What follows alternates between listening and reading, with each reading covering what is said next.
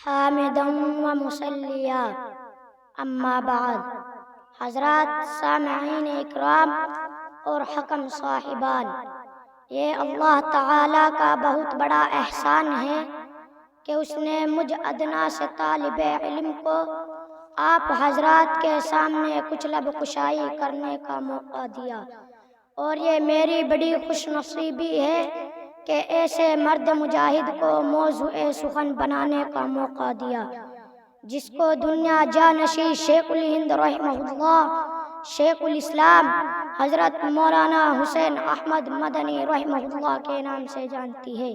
کون شیخ الاسلام، کون حسین احمد مدنی؟ وہ مولانا حسین احمد مدنی جن کو ہم مانتے ہیں۔ حسین احمد مدنی جب پیغمبر کے روزے پر گئے اور 18 سال رسول اللہ کے روزے پر بیٹھ کر حدیث پڑھائی، وہ حسین احمد مدنی اپنی داڑھی کے بالوں سے پیغمبر کے روزے کی صفائی کرتا ہے، اور وہ حسین احمد مدنی مدینے کی گلیوں میں پڑے ہوئے تربوزوں کے چھلکوں کو اٹھا کر پانی میں بھگو کر پی لیتے ہیں اور کہتے ہیں کہ میری نجات کے لیے یہ کافی ہے۔ وہ حسین احمد مدنی 18 سال حدیث پڑھاتا ہے۔ ریشمی رومال کی تحریک کے جرم میں اپنے استاد شیخ الہند کے ساتھ انہیں حجاز میں گرفتار کیے گئے۔ اسی پیغمبر کے روزے کو حسین احمد مدنی دیکھ کر زاروں قطار رو رو کر کہتے ہیں، چمکتا رہے تیرے روزے کا منظر، سلامت رہے تیرے روزے کی جالی، ہمیں بھی عطا ہو وہ شوق ابو ذر، ہمیں بھی عطا ہو وہ جذب بلالی۔ وہ حسین احمد مدنی جس سے کراچی کا بینا حال میں انگریز جج نے کہا، حسین احمد تم نے فتویٰ دیا ہے کہ انگریز کی فوج میں بھرتی ہونا حرام ہے۔ 1926 عیسوی کی بات ہے۔ حسین احمد مدنی نے کہا، ہاں فتویٰ دیا ہے، کیا ہوتا ہے؟ میرا آج بھی یہی فتویٰ ہے کہ انگریز کی فوج میں بھرتی ہونا حرام ہے۔ محمد علی جوہر نے حسین احمد کے پاؤں پکڑ لیے اور کہا کہ حسین احمد خدا کے لیے بیان بدل دو۔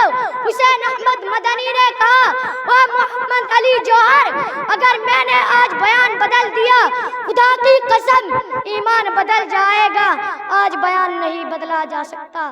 حسین احمد باہر آئے۔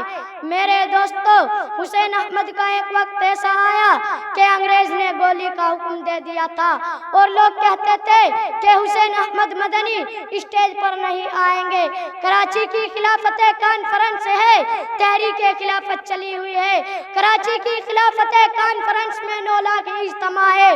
حسین احمد مدنی کفن بغل میں لے کر اسٹیج پر آ گئے۔ چاروں طرف انگریز کی توپیں لگی ہوئی ہے۔ حسین احمد کو گولی کا حکم ہے۔ حسین احمد اسٹیج پر آتے ہیں۔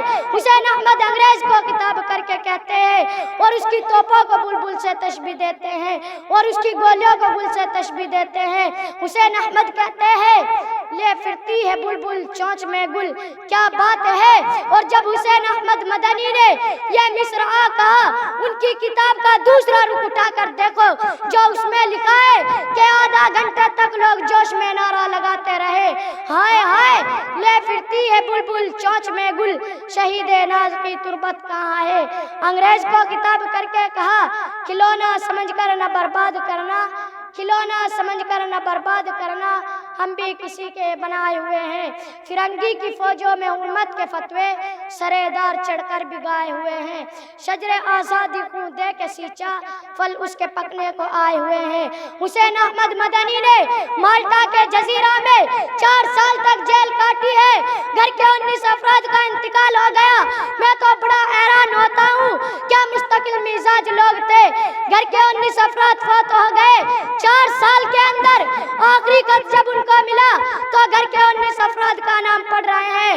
رونے کے بجائے کوئی چیز لکھنے لگے۔ جب ساتھیوں نے دیکھا کہ کیا لکھ رہے ہیں، ایک شاعر اپنے والد کو لکھا۔ شاعر کیا تھا؟ حسین احمد مدنی نے کہا، مصائب میں الجھ کر مسکرانا میری فطرت ہے، مصائب میں الجھ کر مسکرانا میری فطرت ہے، مجھے ناکامیوں پہ اشک برسانا نہیں آتا۔ میرے دوستو، حضرت شیخ الاسلام کی قربانیوں سے ملک کی آزادی کا خواب تو پورا ہو گیا، لیکن اپنے ساتھ ایک خونی سیلاب لے کر آیا۔ فرار کو ہجرت کا مقدس نام دے دیا گیا۔ صدیوں سے قائم امن و امان اور بھائی چارگی کا جنازہ نکل گیا۔ عفیفہ و پاک دامن عورت کی سسکیاں عصمت کے محافظوں کو پکارنے لگی۔ الغرض پورا ملک شعلہ جوالا بن گیا۔ ایسے نازک وقت میں دہلی کی جامع مسجد سے امام الہند مولانا ابوالکلام آزاد رحمہ اللہ نے پوری قوم مسلم کو خطاب کر کے یہ فرمایا، یہ فرار کی زندگی جو تم نے ہجرت کے مقدس نام پر اختیار کی ہے، ان پر غور کرو، پھر دیکھو کہ تمہارے فیصلے کتنے عاجلانہ ہیں۔ آخر کہاں جا رہے ہو اور کیوں جا رہے ہو؟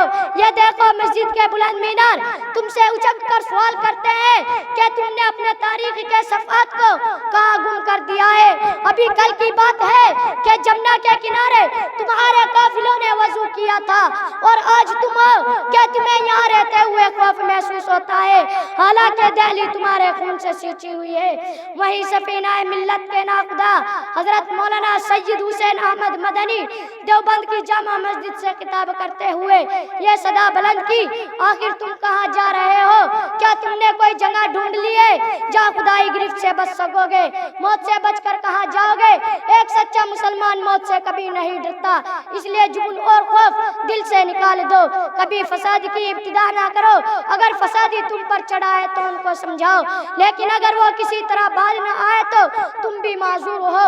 بہادری کے ساتھ ساتھ ڈٹ کر مقابلہ کرو، اس ملک کو تم نے اپنے خون سے سینچا ہے، آئندہ بھی اس کو سینچنے کا عزم رکھو۔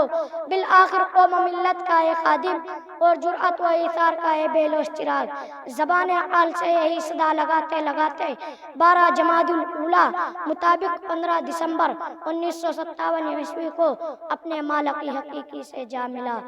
آسماں تیری لحد پر شبنم افسانی کرے، آسماں تیری لحد پر شبنم افسانی کرے، سبزہ نورستا اس گھر کی نگہبانی کرے۔